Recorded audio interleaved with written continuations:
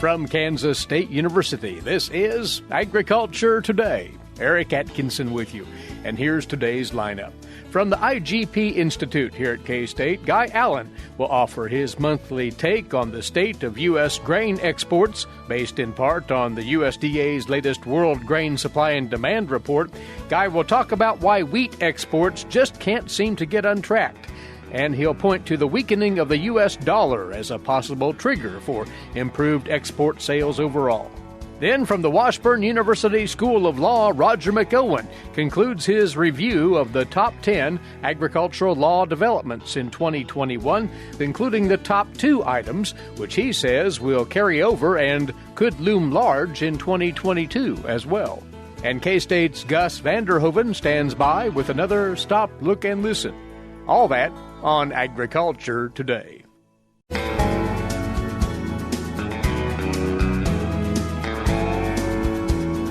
Tuned into Agriculture Today. Well, we're going to reflect back on some of the indicators from the USDA's most recent World Agricultural Supply and Demand Estimates report pertaining to the grain markets and international grain trade.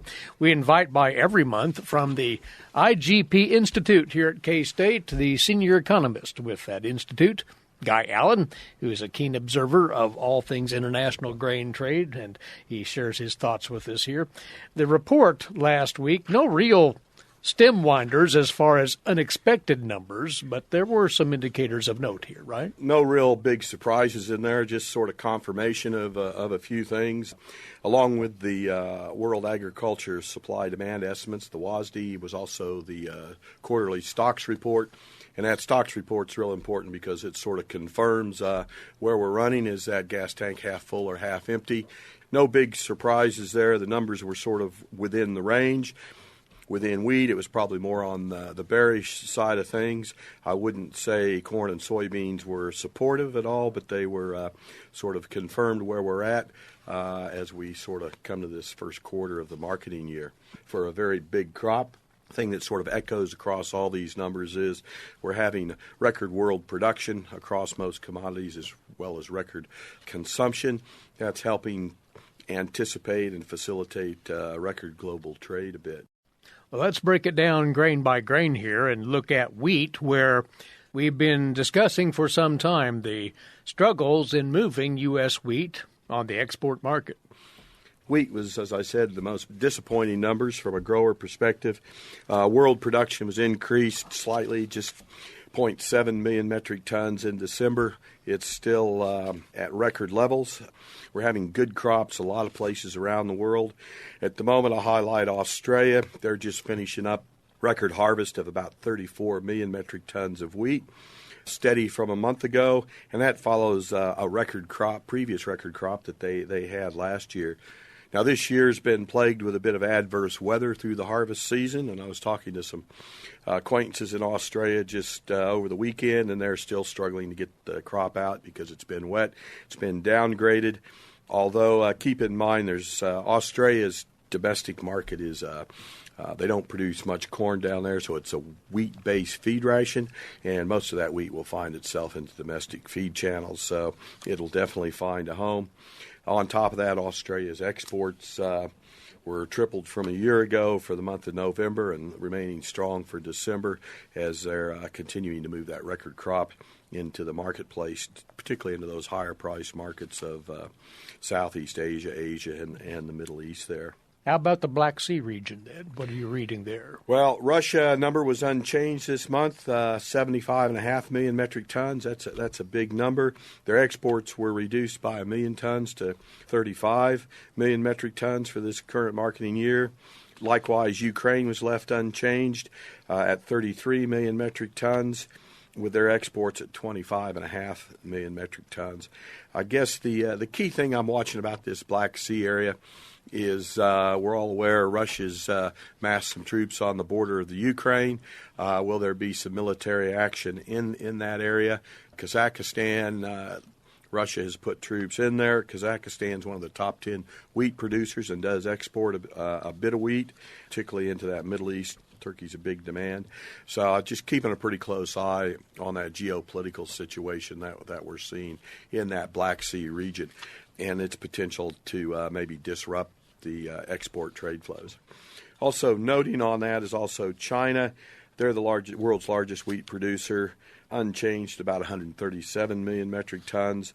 Their import number is expected to be just under 10 million metric tons this year, but we really haven't seen them come to the U.S. market or to the market in general for any buying just yet. So we'll keep a close watch on those countries. Very good. Let's look at the corn and the coarse grains scenes. You talk of those in tandem typically here, Guy. All eyes, once again, seem to be on what's going on in South America and whether the adverse weather conditions are going to impede their production. Yeah, look, the USDA lowered ending stocks for coarse grains and for corn. Total coarse grains was brought down to 2.7 million metric tons and corn down to 2.5. to total coarse grains at 328 million metric tons and corn down to 303. Still a tight number, but I think we're starting to feel, increasingly comfortable with the coarse grain situation. My biggest concern is with the way wheat is this year, we can't afford to feed a lot of wheat, so we don't have that same cushion that we had last year if demand does pick up. But again, demand just hasn't been quite as strong as we've expected. Again, South American production, as you mentioned, is what has brought those lowers, with lower numbers in Argentina and Brazil. China's crop was left unchanged. On the Black Sea situation, the Ukraine exports were actually increased 1 million metric tons to 33.5, and other places sort of unchanged. What we're really watching on this coarse grains and corn particularly is China. Mm-hmm. Their purchasing hasn't been too bad, but it's not as strong as it was last year. Their imports remain at 26 million metric tons. But on the China count here, their interest in grain sorghum imports would seem to be encouraging, would it not? Yeah, the sorghum numbers haven't changed. The most optimistic thing about sorghum is we saw marketing year high of sorghum exports for November and sort of expecting the same to come in for the December months as well as we move that crop out of the U.S. to China. And that demand for sorghum continues to remain quite strong. And I remain quite optimistic in the longer term that we're going to continue to see good sorghum values, putting that at least at even money and most likely a premium to corn as we've seen the last 2 years. That whole premium market, as we've discussed, is tied to China for that domestic, particularly the Baijiu market is what's really driving that, as well as the tariff rate structures. But I remain fairly optimistic we're going to continue to see good premiums for sorghum this next production year. And it'll be interesting to see if we have an increased plan in grain sorghum, particularly in Kansas. Moving on to oil seeds here, we talk about the same themes here in large part. What's happening with the South American crop and what's China's interest in our oil seed imports? Yeah, the U.S. global stocks number for soybeans was actually down 7.2 million metric tons at 95.2. That's 4.6 below last year's. And that's all on the back of a lower crop number for Brazil and Argentina. As we've discussed quite frequently over the last few months, actually, dry weather across Brazil and Argentina is continuing to persist. And the latest weather forecasts that I've sort of looked at anticipate that to continue here as we going through the critical last few months of production stages there in South America, particularly in southern Brazil, Argentina, and Paraguay. Those three countries, the USDA actually dropped their production numbers. Likewise, they also dropped their projected export numbers. Argentina's export was trimmed to just under 5 million metric tons. Brazil was dropped to 94, while Paraguay was cut to 5.25. And keep in mind that dry weather down there has that all-important Parana River going up on the north side of Argentina, southern Brazil, and into Paraguay. It's basically shut for commercial transportation due to low water levels on that.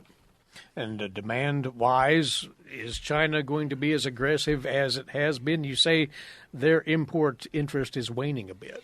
Yeah, China's import number, USDA left it unchanged at 100 million metric tons. I think that's a bit optimistic. Their Indy last year's marketing year number came in about 98.6, which was less than 100 million metric tons that we had the year before.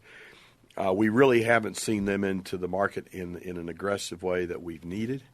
The key thing coming up about China is the Lunar New Year starts on the 1st of February, and during that 2-week period, week to 2 weeks, starts at the new moon. That's China and Asia's biggest holiday, so we don't anticipate much business being done that first week or two of February. And the other thing you say, keep an eye on, the value of the dollar is starting to fall, and that by economic nature might help us out on the international front. Yes, look, this whole macroeconomic situation is something I'd be watching pretty closely from a number of points, but to highlight the dollar exchange rate is key. And Wednesday, on the back of some poor economic news for the U.S., we saw that dollar has dropped to about 11-week low, coming in at 95.16, which should help the competitiveness of U.S. commodities in that global marketplace. Not only do we have relatively high commodity prices in the U.S., but when you add high freight rates on top of that, it just makes our products look extremely expensive to a lot of countries around the world. And I have to believe we're pricing some of that demand out. Well, we'll see where that goes, and we would advise you producers that Guy puts together a comprehensive set of notes on the international grain trade scene out there for you to have a look at in detail at the agmanager.info website. The latest such report is there now. Guy, the insight is always appreciated. Thank you. Thank you, Eric. He's the senior economist with the IGP Institute here at Kansas State University. Guy Allen, and you're listening to Agriculture Today.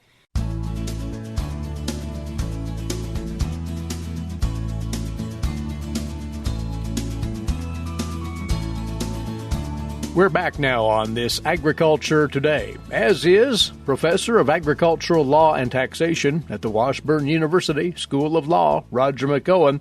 Well, we're halfway through Roger's annual top 10 list of agricultural law developments for the previous year, that, of course, being 2021. If you recall, last time Roger visited with us, we covered numbers 6 through 10 on his top 10 list, and so we round this out by going through numbers 5 through 1 today. Roger will move right into these, including number 5 on the list, dealing with what's called the FIFRA Act, how it might relate to state law regulating certain things such as herbicide applications. Folks will recognize this more generally as the litigation surrounding Roundup herbicide, and a number of things have been happening for several years on this front, haven't they? Oh, you're right, Eric. This has been going on for a number of years, many cases against Monsanto, and now Bayer, since they've acquired Monsanto, has also acquired these lawsuits. And people are familiar with the high-profile cases that have been in the news over the past few years of multi-million and even one a couple of billion-dollar trial court judgment for persons that have alleged that they've developed cancer, some type of lymphoma, from long-term use of Roundup. But the issue in 2021 has pushed its way perhaps all the way to the U.S. Supreme Court. Monsanto/Bayer has asked the U.S. Supreme Court to hear the most recent case that came out of California. And you're right, it does involve the Federal Fungicide and Insecticide Rodenticide Act, FIFRA, and whether the federal requirements preempt state law, whether California's state law with respect to labeling of Roundup is valid or whether it is preempted by federal law. And that's the issue that is before the Supreme Court. Perhaps they have to decide whether to take the case, but we don't know whether they will take it. Of course, the issue that is squarely in front of the court is whether FIFRA preempts a state law failure to warn claim when the warning cannot be added to a product without the federal government's approval, EPA's approval. And in the Roundup situation, the EPA has repeatedly concluded that the warning is not appropriate. So that's the issue that's tangled into this. It's of monumental importance to agriculture. That's why it's so high on my list and sits there at number 5. And then into number 4, again involving the U.S. Supreme Court. Talking here about water resources, specifically underground water supplies, and the application of what's called the equitable apportionment doctrine to the rights to those water supplies. What were the details behind this? Yeah, this is a very big case. Again, as we move up the list, the cases, I think, grow. Well, they're supposed to grow in importance. At least that's the way I've listed them as I view it. But this is an underground aquifer that provides water for about 7 different states. And it's kind of in that Missouri, western Tennessee, western Kentucky, Mississippi, the northwest corner of Mississippi, and Arkansas, and I probably missed a state or so in there. But that's where this aquifer is at. It's an interstate aquifer. Now, as I talk about this, listeners need to be thinking about western Kansas and the Ogallala aquifer that's also under Nebraska, maybe part of Colorado, the panhandles of Texas and Oklahoma. So we've got an interstate aquifer there. So think about that in the context of what I'm going to say here. You had the city of Memphis that was drilling wells. They put about 160 wells down, if I remember right, and they were pumping about 120 million gallons of water from that aquifer on a daily basis. And Memphis is right on a state border, a couple of state borders, and one of those is Mississippi. And Mississippi claimed that Memphis was sucking water that belonged to Mississippi away from them. And so they sued. And ultimately, the case was dismissed because they should have sued the state of Tennessee. It's an interstate action, and that is what gives the U.S. Supreme Court original jurisdiction. And ultimately, that's what the U.S. Supreme Court said. You sued the wrong party. You might be able to come back with a case against the state of Tennessee. But in dismissing the case, the Supreme Court said something pretty important. They said, well, if we ever get one of these cases, we will apply what's known as the equitable apportionment doctrine to determine who gets to use the water. Well, here's the key. Equitable apportionment means they're going to apportion the benefits of the water use between or among the competing uses. They're not going to apportion the water itself. That's a big point, I think, as applied to agriculture, because ag uses of water compared to non-ag uses of water generally involve the use of a greater volume of water that has perceived lower economic value. Right. Now, think about that in the context of agriculture in western Kansas. You get a city such as, let's just push it, for argument's sake, push it as far west as Denver. Mm-hmm. Denver would be apportioned more water than would the eastern high-slope plains of Colorado, where there's a lot of varied types of agricultural production. That's why this is so high on the list, because of potential implications here for agriculture, and that was the statement of the Supreme Court in 2021. Could be ultra-critical to agriculture interests. We'll see what happens with that. Number 3 on your list, and this was, as you describe it, a win for agricultural producers and property owners. The Supreme Court said that the government cannot force property owners to permit trespassing. Yeah, this goes back to the distinction between an outright physical taking and a non-physical regulatory taking. And in fact, this is another development from California. Based on the statute in California, an ag employer out there has to allow union organizers onto their property for up to 3 hours a day, 120 days per year, so that the union can come in and try to organize the workers. And you don't have to have permission to do that. That's their statutory right. They can come in and basically camp out on your property for 3 hours a day and use a bullhorn and stir up your workers. Well, there was a big strawberry operation in California that was fed up with this, and they sued, claiming that that's a regulatory taking of our property. You have to compensate us for this. Your law is unconstitutional otherwise. And if it is, you have to pay us for allowing the use of our property. And this went to the Supreme Court, and the Supreme Court said, yeah, that is a per se governmental taking. And the court said, you don't really have a property right unless you have the right to exclude others. And so that's a big deal. What that says is property rights in whatever form, whether it's an easement, whether it's just limited access for a certain amount of time for a certain number of days during the year, that's a fundamental constitutional right that is constitutionally protected. When we apply that more broadly, that is a major victory for farmers and ranchers and other private property owners all across the country. Well, number 2 on the list then, and it's sweeping in its scope unto itself. developments involving the Waters of the United States rule, and bandied about for quite some years, and in 2021, that story took another turn. Well, it sure did. And this, just very briefly, the history on this, we got a regulatory definition in 1986 that has been tied up in the courts. Then the Obama administration came in and said, well, we're going to tighten this rule down. We're going to have a more restricted rule based on a Supreme Court opinion about 20 years ago. Then the Trump administration came in, and, of course, agriculture was complaining loudly about the Obama rule. And so the Trump administration came in and got rid of that rule and came in with its own rule, and that also got tied up in litigation, as did the Obama-era rule. And in 2021, the new administration came in and said, well, we're going to go back to the 1986 definition of what a water of the United States is, and all that lack of clarity, which led to a lot of litigation. So that's where we're at right now. We've got a new rule that was proposed in early December of 2021. It's in the notice and comment period right now, and expect more litigation on this issue in 2022.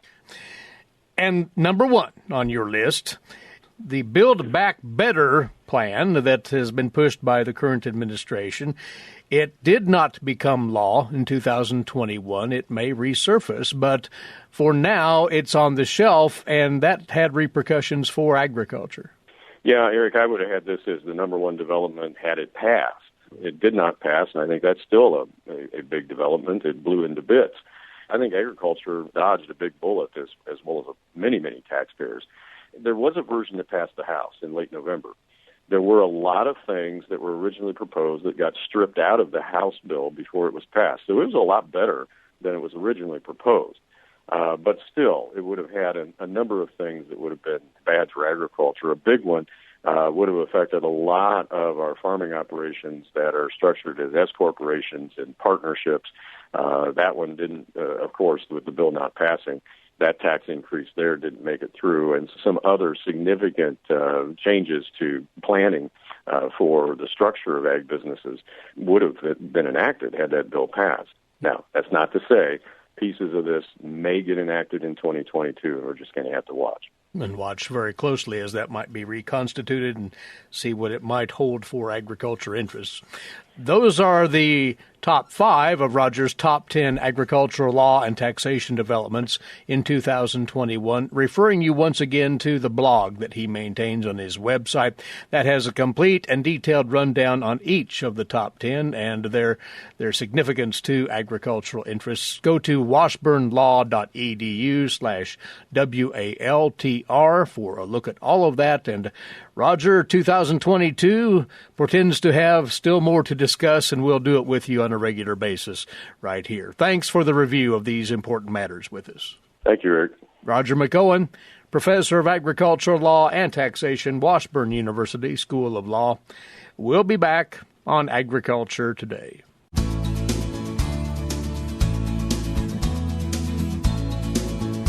This is Agriculture Today. Stop, look, and listen. It was like meeting someone on the street. That's Gus van Der Hoeven of Kansas State University, with comment on life in rural Kansas. The naked tree stands outside, and the bird feeder next to it is filled to the brim. Now, let the birds come and enjoy it. Inside the house, everything has been put back in its place. What remains of the holiday season is the stack of new books next to the 2 chairs adjacent to the fireplace. They are some very good books, very well thought out by those who gave them. I received a book titled New Worlds from Old 19th Century Australian and American Landscapes. It was put together by the National Gallery of Australia, Canberra, and by Wadsworth Atheneum, Hartford, Connecticut. To see artwork paintings from both countries is fascinating, having lived in both countries, and now, of course, in Kansas. Slowly turning the pages in the book and reading the text, accompanying the paintings, I came across one beautiful painting which stopped me in my tracks. In an earlier flip through, I had seen it also. It was like meeting someone on the street, not knowing the person, and yet he or she looks so familiar that you want to walk up and say hello. I kept looking at that painting. It shows a river making a turn to the left with a mountain ridge far behind it. On one side of the river are river flats and farms. On the right side is a higher embankment, terraces. Over time the river has slowly eroded the rocks. Looking at the painting, I knew I had stood there. The scene is imprinted on my mind. When I started reading the text, it all fell in place. I have stood there. I even think I took a 35mm picture of the river and the flats 60 plus years ago. When I lived on the farm, there, along the Hawkesbury River as a young man, just out of college and just married. The title of the painting, The Purple Neon's Transparent Might. It hangs in the National Gallery of Victoria, Melbourne, Australia. The painter Arthur Streeton wrote of his desire to go straight inland, away from all polite society. A few years later, he visited the valley of the Hawkesbury River at Richmond, some 60 kilometers from Sydney, Australia.